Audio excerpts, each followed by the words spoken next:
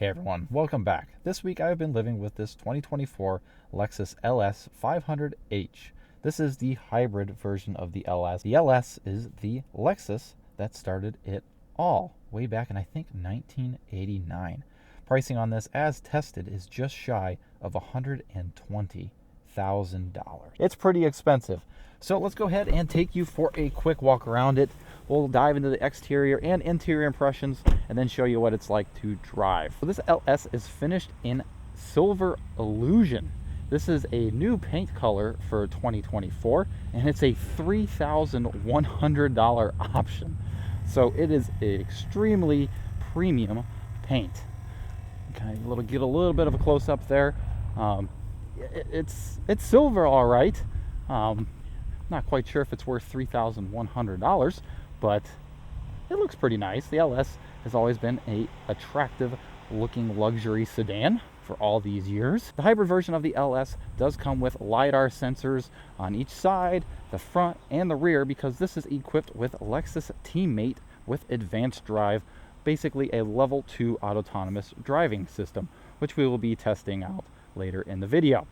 You do have 20-inch wheels all the way around, wrapped in Bridgestone all-season tires. Very nice, very smooth, quiet ride. We'll get into that in a bit. Let's go ahead and take a look at the trunk. It's kind of odd because the trunk button is over here, and it is a power liftgate, or trunk lid. Not a whole lot of room, and you'll kind of see why here in a few minutes when we go in the back seat, because the back seats recline. But you can fit some golf clubs back here and some groceries and a little bit of suitcases, but there's not a whole lot of room. There's no spare tire either, but you do get a first aid kit over there and a cargo net, which is nice. Like I said, this is power, but this is like disconnected, so it's like pretty easy to operate with your hand manually. Not bad at all. Now we're going to go on this side and get into the passenger rear seat rather, and this is where all the fun begins. Now we're going to be spending a pretty decent amount of time looking at the interior features, so if you are not interested in interior features at all and just wondering how this thing drives, I'll put a timestamp, I guess, in the video so you guys can skip ahead, or look at the chapters at the bottom of the screen and skip ahead to the drive. Now you buy this LS to be pretty much chauffeured in. There isn't much of a driving experience behind the wheel, so we're going to be kind of spending a lot of time back here looking at all the features. But back here is a very nice place to be. It is very, very premium, and the center armrest comes down to reveal a touchscreen. And in this touchscreen, you can adjust a ton of different settings. You can control the audio for this 20-speaker Mark Levinson sound system in here, which we'll be testing later in the video. You can adjust the climate. This is a 4-zone climate system, so each seat has its individual zone, which is actually really cool. Go ahead and turn it down a little bit because I'm getting a little toasty back here. These seats back here are heated and ventilated, which is pretty nice to see. You can operate the position of the seats back here and move the passenger seat up. Now the hybrid version of the LS doesn't get the executive package where the bottom of the seats can basically rise up and give you a little bit of an ottoman, so you have to opt for the the twin turbo V6 or the F Sport for that in order to get that package. Basically the hybrid, you get the Lexus Advanced Drive, and that's the selling point of the hybrid rather than the nice seating back here. But anyways, then you can adjust the seat back, and if I want to recline, I can recline. I'm going to go as far back as I can and lean all the way back, which is actually really nice. Very, very comfortable back here. We can go ahead and pop up that sunshade in the rear to kind of take the sun away, which actually works very nicely. And go ahead and turn on those automatic ventilated seats as well. You can control obviously the peasant blocker sunshades with a push of a button there, which is actually pretty cool. We'll just go ahead and leave these up because why not? Very cool. Also control the lamps back here. Got like 2 different modes. You have a on, then like a reading lamp, and then off, which is pretty cool. and control different settings in here. Pretty neat. Very, very cool. Couple cup holders right up here, and a center console with a couple USB-C ports. But man, it is so comfortable back here, guys. I mean, you can literally do anything you want with these seats. Shoulder bolster, you can adjust the headrest, like I can move my head up, adjust the lumbar, adjust the pelvic, and adjust the cushion, the front cushion. And then there's a quick preset to put the passenger seat back to where it should be, and then the seat back here automatically goes back into the position that it was when it first started. Nice adjustable vents everywhere. There's even a mirror up here, a makeup mirror. Very cool. Vent up here as well. You got this very nice suede microfiber headliner. I forget what they call that, like Alcantara maybe, I don't know. And very premium leather grab handles as well. Just a quick shot of the dash. Very neat. You have a sunroof as well. I believe the other trims have a panoramic sunroof that stretches all the way back, but this one, the hybrid model, does not. I don't believe you can opt for that either. Do have a couple map pockets as well, so a little bit of storage. 100-watt outlet down here. So that is pretty much the party tricks in the back seat. So let's go ahead and take a look at what's under the hood. Not a whole lot. A lot of plastic covers. But under the hood here is a naturally aspirated 3.5 liter V6 mated to a hybrid powertrain. Makes about 345 combined horsepower with 2 electric motors. This is an all-wheel drive car, so you got one in the front, one in the rear. Yeah, it's a pretty nice, reliable motor here from Toyota. Mated to a CVT as well. Not a big fan of that, but we'll get into it in the driving impressions portion of the video. 0W20, but yeah, a lot of plastic going on under here. Probably for sound and refinement. Everything's pretty much just padded. You can see the hybrid cables back there. But yeah, I will say these LED headlights are super bright at night. I got flashed about 3-4 times this week because I think they're too bright. Everybody thinks that I'm driving with my brights on.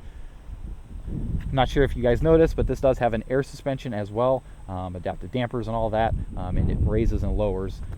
Hop into the driver's seat here. You can kind of see the car just raise up just a little bit. Heated, ventilated, and massaging driver and passenger power seats. Very comfortable. I believe these are 23 position seats, which is actually pretty nuts. Up here in the front here is a extremely nice place to be. You do get a fully digital gauge cluster there. Very nice screen. It's fully customizable. You can go through the settings, and you have a 12.3-inch infotainment there with a 360 reverse camera, and as soon as you put it in reverse, that rear shade pops down so you can see a lot better. This is, the newer infotainment systems that's been in multiple Lexus Toyota products. Works nice. We've seen it in a bunch of Toyotas lately. You guys all know and are familiar with how this works.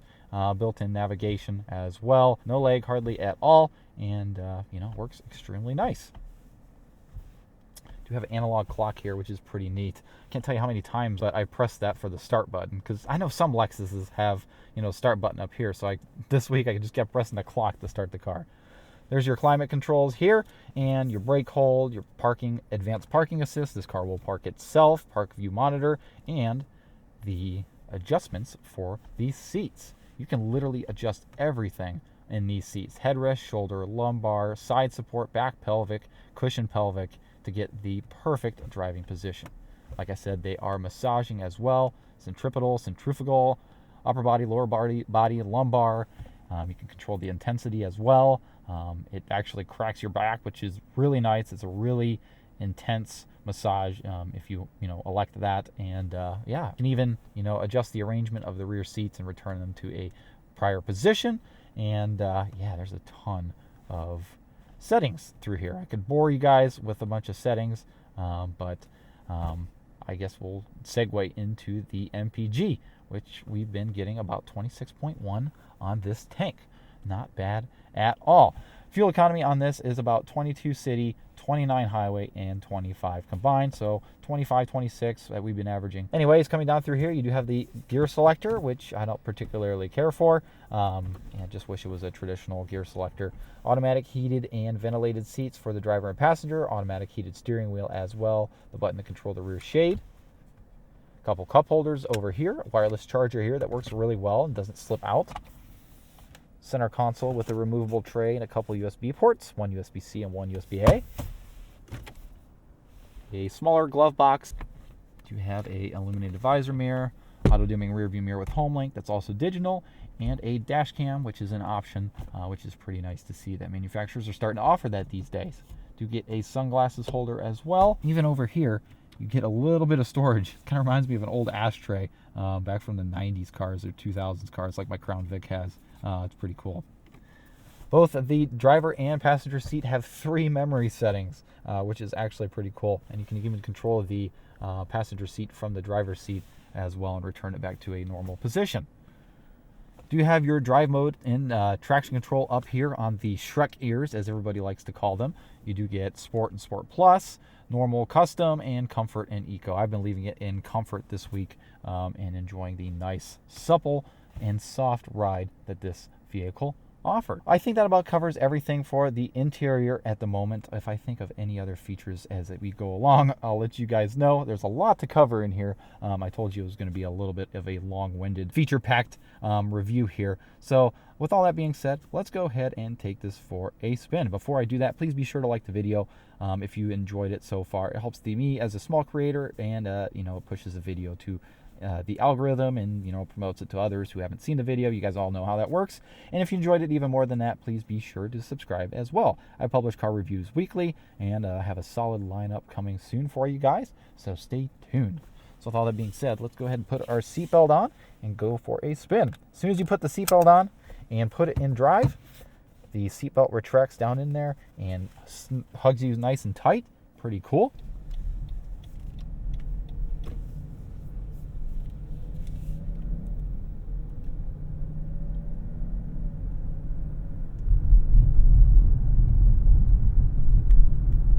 Driving this vehicle is just a smooth experience. If you're looking for a nice, quiet, refined, smooth, and comfortable ride, this is for you. It's not sporty at all. You don't really want to drive this hard. If you live in an area with a ton of potholes, this just soaks up every single pothole effortlessly. Doesn't reverberate through the cabin. Doesn't jar you in your seat. It is just an overall very refined ride. Kind of go over these railroad tracks kind of fast, and you can hear not a squeak. Wish that guy would get out of the center of the road there. That'd be great.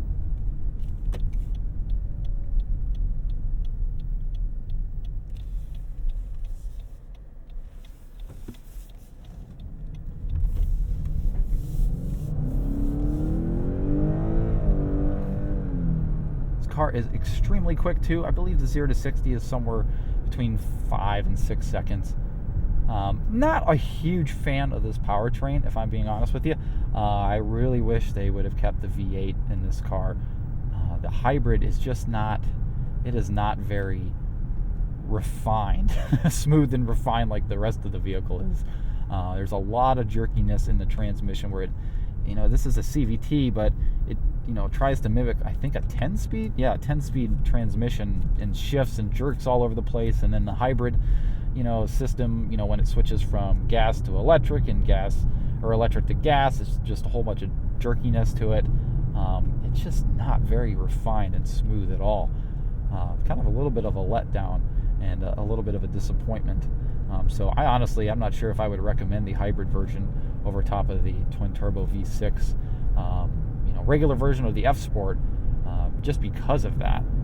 Now, like I said, behind the wheel, it's not engaging, it's not particularly fun to drive. This is a car to be chauffeured in. This is a car you buy, if you're rich and you don't want to drive anywhere and you have somebody you have a designated driver to drive you some places, and you're just enjoying the nice back seat back there.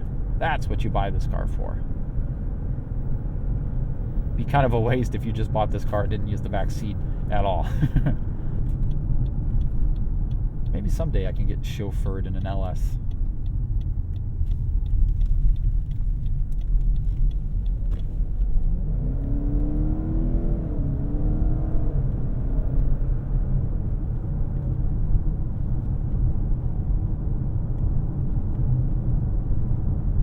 Rough roads back through here where it's just chip and seal and blacktop and whatever our county decides to throw down because they're too cheap to actually fix the roads properly.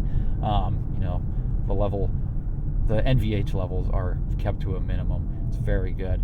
I know I mentioned that before, but I can't stress that enough. Go ahead and put this in Sport S Plus actually, and do a quick 0 to 60. Come to a complete stop here. And floor it.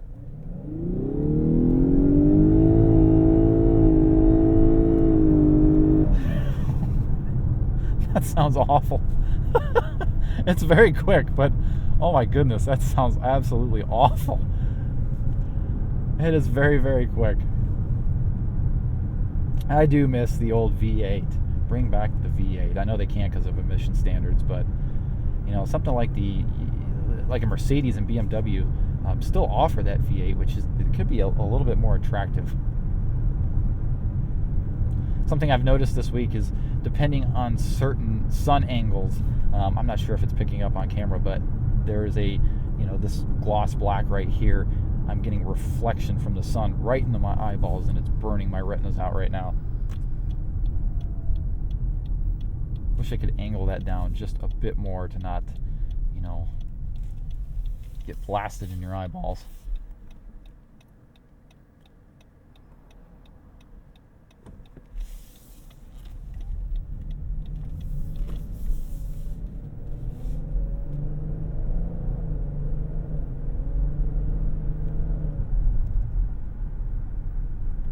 Alright, we'll hop on the highway here and try out the Advanced Drive.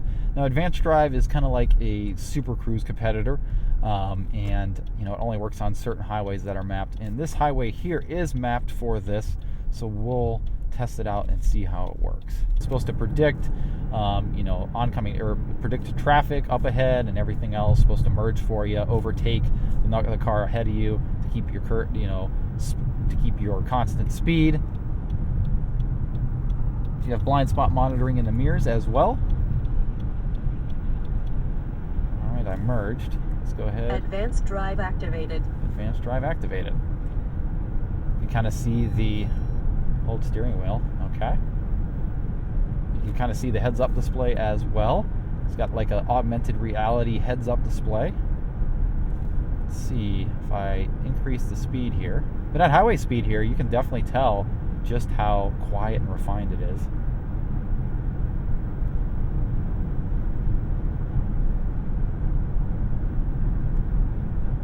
It's got the LiDAR sensors all the way around, so it's constantly looking all the way around for, other vehicles. I'd like to overtake this car in front of me, but I'm not sure.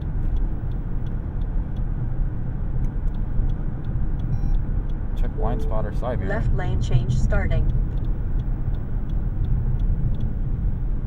Okay. It's doing a really great job of keeping me centered in the lane.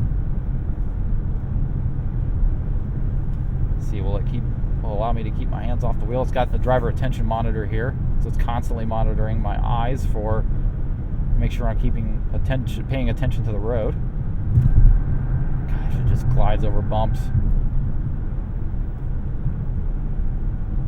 Oh yeah, it says 2.5 mile. I'm gonna have to be manually controlling the car because Advanced Drive is unavailable for that stretch. It hasn't been mapped yet. That's cool. Works really nice. I can see how this could be beneficial on longer trips and reduce the driving fatigue. Right lane change starting.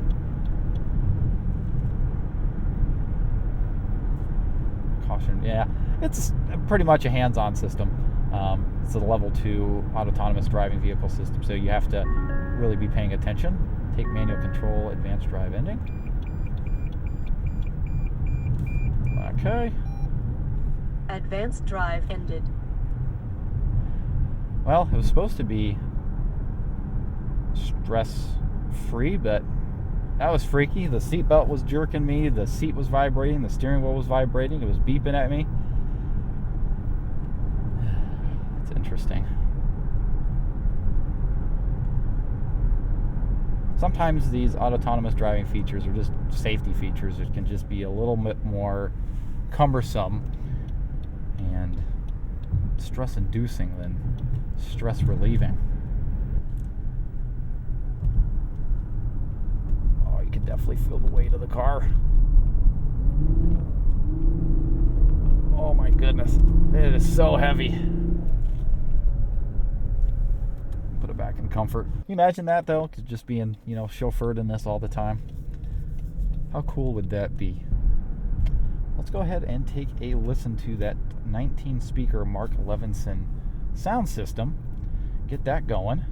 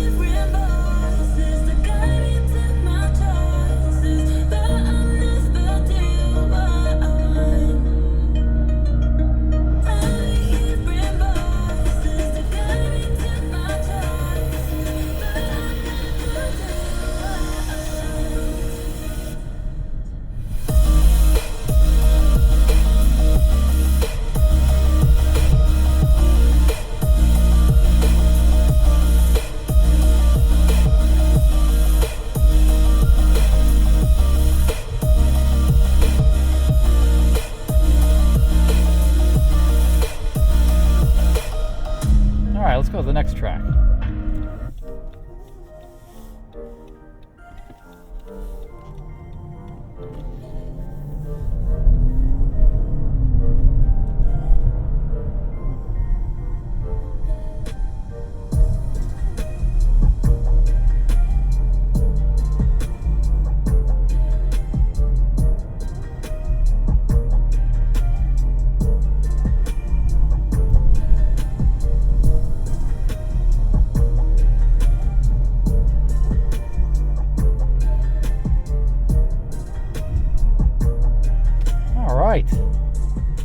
Very, very good sound system.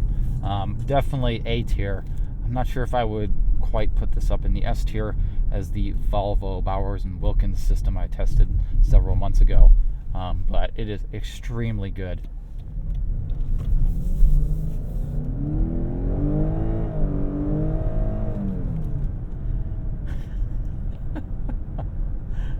Oh man, the sound is it just doesn't do it. It don't at all. I think there might be some fake engine noise pumped in as well. I don't see an option to turn it off. Maybe it's in the infotainment, but I know the Lexus IS500 had fake engine noise pumped in. You can, have a switch down there to tune how much you want. I just turned it off because I wanted to listen to that V8, but this doesn't seem to have it. I do like the controls in here. Everything's laid out pretty intuitively. There's lots of physical buttons. Nothing's really tied in the infotainment other than, obviously the seat adjustments and the massage. But, I mean, that's where I'd put them too. But everything's within arm reach. The volume knob here is nice to, turn up and down. And I got to stop that music actually. But I do like how everything's laid out though. It's very intuitive and yeah, very nice.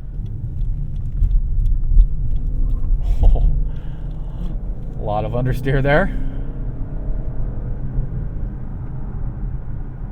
It's funny, as soon as you come to a complete stop, pretty hard, the whole vehicle just like jiggles like jello. That's hilarious. All right, guys, that's going to be it for the 2024 Lexus LS500h review. Hope you guys enjoyed. I haven't really driven anything in this class yet. Still a newer car reviewer, so trying to get access to some of this stuff is a little bit difficult. But thank you to Lexus for sending me this for me to review this week. It's been a pleasure. Please be sure to follow me on Instagram, and be sure to like and subscribe as well. And we'll go ahead and see you in the next video. Take care, everybody.